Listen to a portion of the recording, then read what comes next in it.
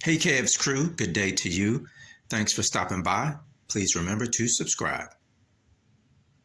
So Kandi is one of the lead producers on the Wiz revival, and I think that may be one of the primary reasons why she's currently taking a break from the Real Housewives of Atlanta, so that she can spend time helping bring this play to Broadway, and that can probably be a pretty intense and long process.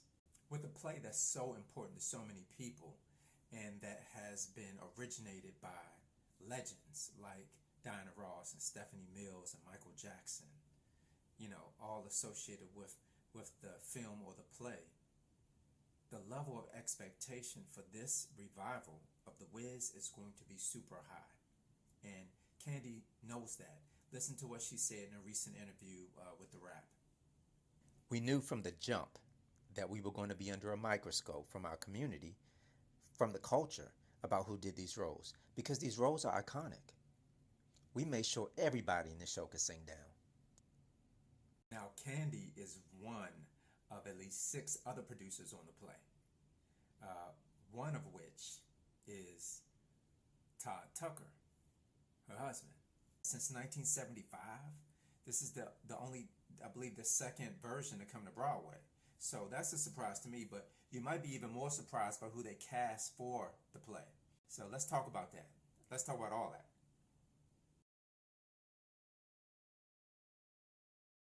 All right, y'all, so I'm going to ease on down the Yellow Brick Road, past Dorothy and the other ensemble core cast, to 2 main characters that you probably would know very well. So Glinda, the Good Witch, is being played by Deborah Cox. And I thought that was an awesome pick because Deborah Cox can sing, and very underrated. And even when she was at her height, she never seemed to get her due. So Deborah Cox is playing Glinda the Good Witch. I think one of her recent projects was being on the First Wives Club. She might have done something since then, but this is good for her to keep, stay out there.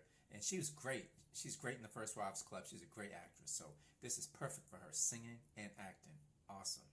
Did y'all know Deborah Cox was Canadian? I always thought she was American. I just assumed that everybody's American because they have such a big influence on American audiences. I just assumed they're American, but yeah, she's Canadian. So, and that's cool. Okay, playing the wizard is guess who? I would not have thought this person. Wayne Brady. Yeah, Wayne Brady is playing the wizard. And Wayne Brady, I know that he was big on Whose Line Is It Anyway? And he had came out with his own album a couple years ago. And he was the host of another game show, and I can't think of it right now. Big game show. He's done it for years. I'm not sure if he still does it. If you can remember the name of that game show, please drop it in the comments. But I think Wayne Brady's a good pick. He can sing very well. He's a great actor. Okay, so singer-actress Nichelle Lewis is making her Broadway debut as Dorothy. And so this role on Broadway was originated by Stephanie Mills. And the film version of The Wiz, Dorothy was played by Diana Ross. So,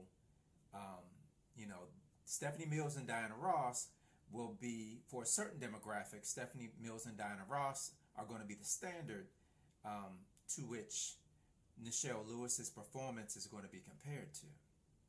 So, them ruby slippers is going to be some big slippers to fill, so she's going to have to be on top of her game.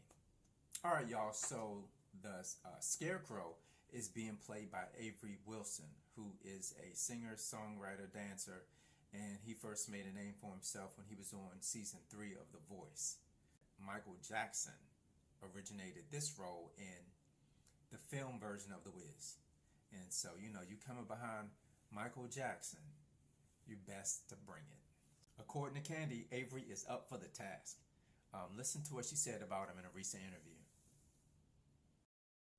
During an interview with The Wrap in mid-February, Kandi said this about Avery Wilson's performances. He kills it as Scarecrow. I didn't even know he could dance like that. Avery's hitting flips and all kinds of stuff. I think everybody's going to be pleasantly surprised and excited. You're already going to be expecting him to sing down, which he does every night. But to see his performance is like, wow. The lion is being played by Kyle Ramar Freeman, and he seems to be a pretty well established Broadway singer and actor. Philip Johnson Richardson, he'll be playing the Tin Man. So he's making a name for himself in Hollywood. One of his best known projects is Chicago PD.